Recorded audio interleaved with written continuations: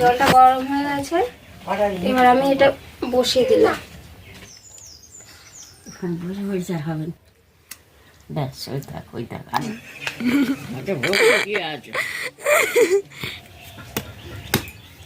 তো এখন ডাব খাওয়ার পালা চলছে, ডাব কাটাকাটি হচ্ছে, খাওয়া হবে, তারপর হবে ডাব চিংড়ি।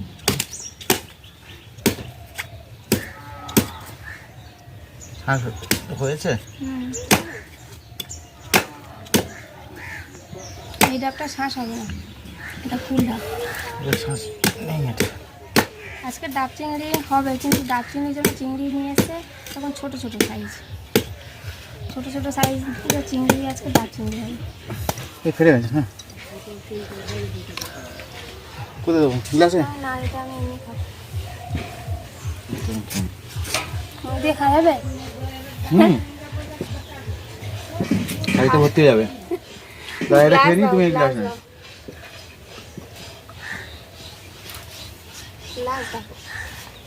কতটা জল হয় দেখি।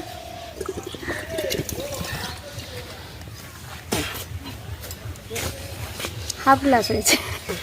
ছোট না, ছোট ডাব মিষ্টি আছে। কাঁচা লঙ্কা আর এই সাদা সর্ষেটা আমি বেটে নিচ্ছি।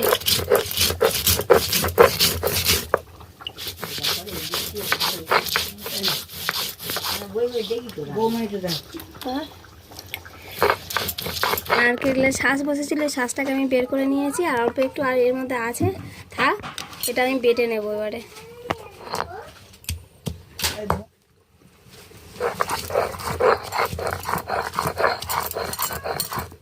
এটা ডাবের জল, ডাবের জল দিয়ে বাটবো।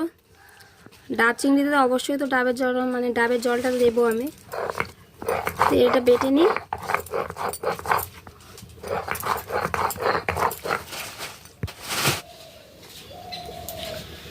তো আজকের রেসিপি তো ডাব চিংড়ি, আমি আগেই বলেছিলাম। তো তার জন্য এরকম ছোট সাইজের চিংড়ি, এটা বড় চিংড়ি দিয়ে করলে ভালো হয়, আমি ছোট চিংড়ি দিয়ে করছি। আর এই ডাবটাকে দেখুন কিভাবে কেটে নিয়েছি, এই যে চারদিকে, এটা আমি আলাদা করে রেখে দিয়েছি, পরে ঢাকনা দেবো। আর এর ভিতরে শ্বাস ছিল, শ্বাসটাকে বের করে এই বাটিতে বেটে নিয়েছি। আর ডাবের মধ্যে থেকে যে জলটা বেরিয়েছে সেই জলটাও কিন্তু আমি রেখে দিয়েছি। তো প্রথমে আমি ম্যারিনেট করব, তার জন্য চিংড়িটা নিয়েছি। আচ্ছা, দিয়ে দেবো আমি এই যে শ্বাসটা বেটে রেখেছিলাম, দিয়ে দিলাম। আর দিয়ে দিচ্ছি এখানে সাদা সর্ষে, কাঁচা লঙ্কা বেটে রেখেছিলাম, সেটাও দিয়ে দিচ্ছি।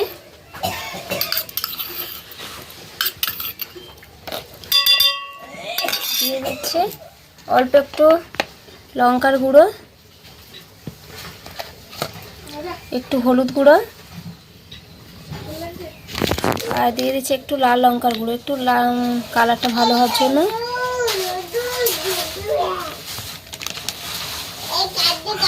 নুন দিয়ে দিচ্ছি, আর সর্ষের তেল 2 চামচ মতো দিয়ে দেবো।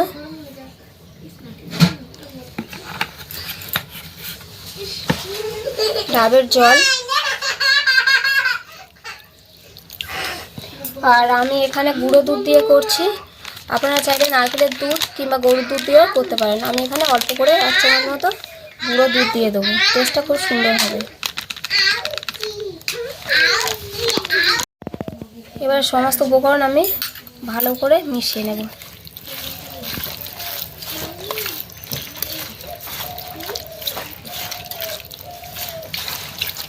আর একটু জল লাগবে, এটা ডাবের জল, ডাবের জল দিয়ে দিচ্ছি।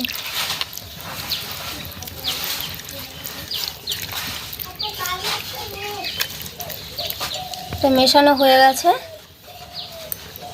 আমি এবার এই ডাবের মধ্যে ভরে দেব।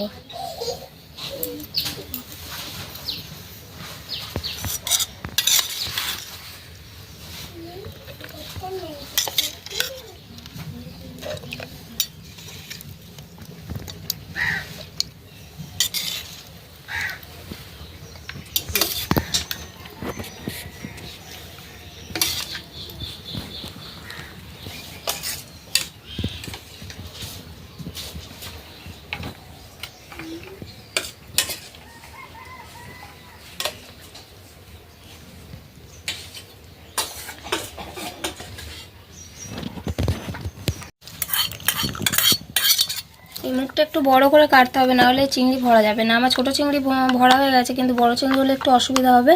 তো আপনারা একটু বড় করে এটা সাইড থেকে বড় করে কেটে নেবে। আর উপর থেকে দিয়ে দিচ্ছি একটু সর্ষের তেল।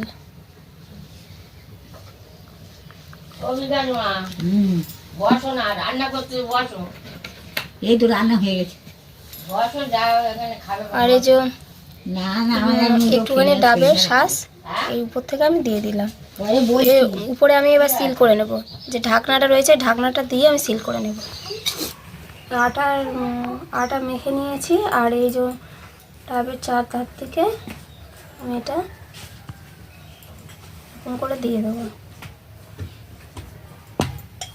আর এর উপরে ঢাকনাটা বসিয়ে দেবো। এটা ভালো করে কাটা হয়নি, মানে কাটতে পারিনি, তো এরকম করে বসিয়ে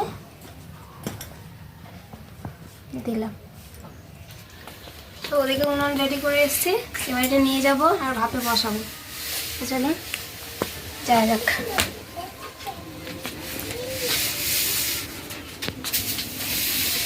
ইশিতা, খাওয়া দাওয়া হবে ওই জন্য ঝাড় দিচ্ছ? ইশিতা, খাওয়া দাওয়া হবে ঝাড় দিচ্ছ?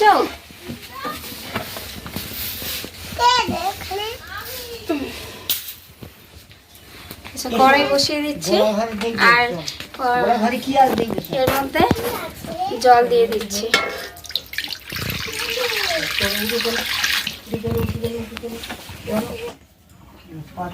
জলটা গরম হয়ে গেছে, এবার আমি এটা বসিয়ে দিলাম।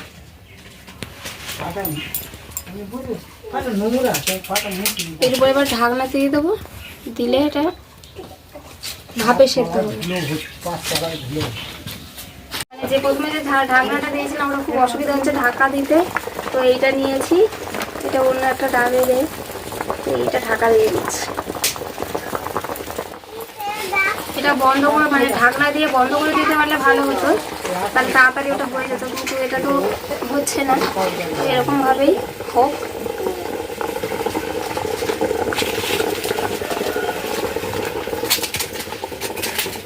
আর এর কড়াইয়ের মধ্যে যে জলটা দেবো ডাবের অর্ধেকটা পরিমাণ হয়ে থাকতে হবে, কারণ অনেক খুব বেশি পরিমাণ দেওয়া যাবে না, অর্ধেকটা পরিমাণ দিলেই। আমি জোরে জাল দিচ্ছি।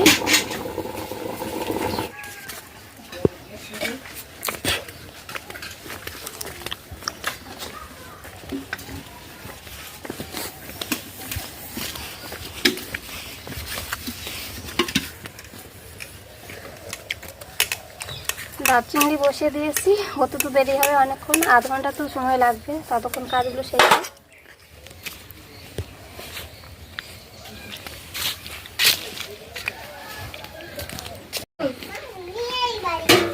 ঢাকনাটা খুলে নিচ্ছি।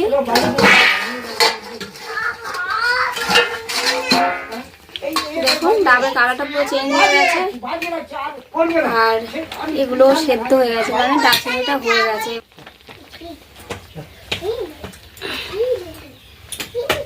ঢাকনাটা খুলে নি, কড়াটা পুরো লাল হয়েছে, ডাবের কষটা পুরো বেরিয়েছে না।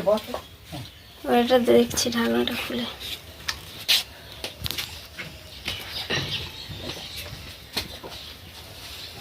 আমি ইসাই বুড়ির সামনে খাবো।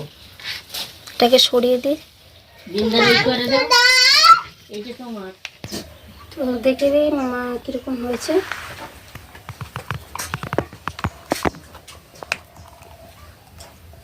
দেখুন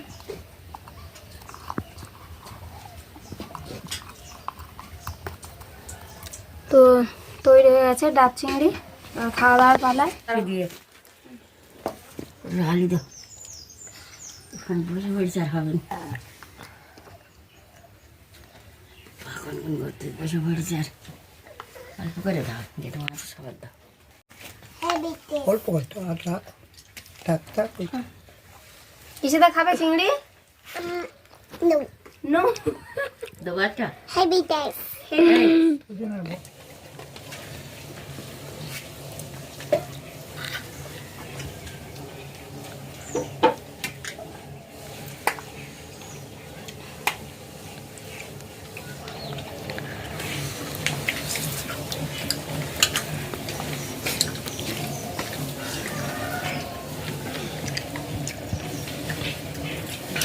একটা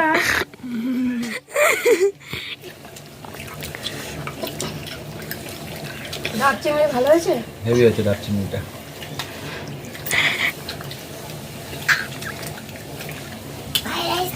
পাঁচ মিনিট